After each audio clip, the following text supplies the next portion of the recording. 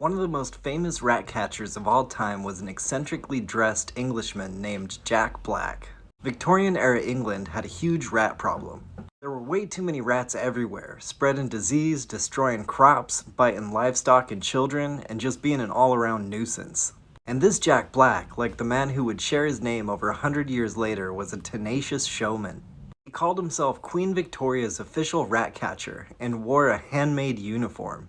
It consisted of a green topcoat, a scarlet waistcoat and breeches, and a huge leather sash with cast iron rats inlaid into it.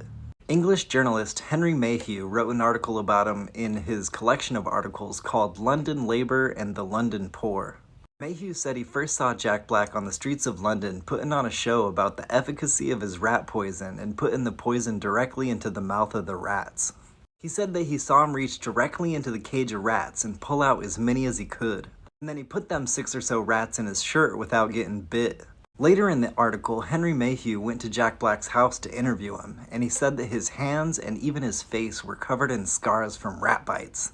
Jack Black remarked, "I've been bitten nearly everywhere, even where I can't name to you, sir.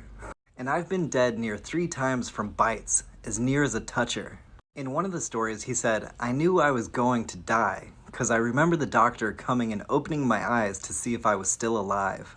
Another time he said, "I once had the teeth of a rat break in my finger, which was dreadfully bad, and swole and putrefied, so that I had to have the broken bits pulled out with tweezers."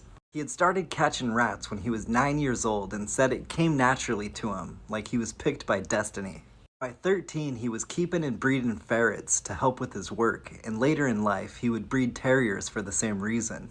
Sometimes he would catch hundreds of rats at a single time from a location and put them in cages to sell to rat baiters and save that silver, man. Rat baiting itself was a gruesome blood sport where they would release dozens of rats into a pen. And then they'd put a terrier or bulldog in there and make bets and time them to see how long it took them to kill all the rats. And on top of all the rat catching and rat baiting, Jack Black would breed some of the rats he caught with the most unusual colors. And he'd put a ribbon around their neck and sell them to wealthy people. And these unusually colored rats eventually became the pseudo-domesticated fancy rats we have today.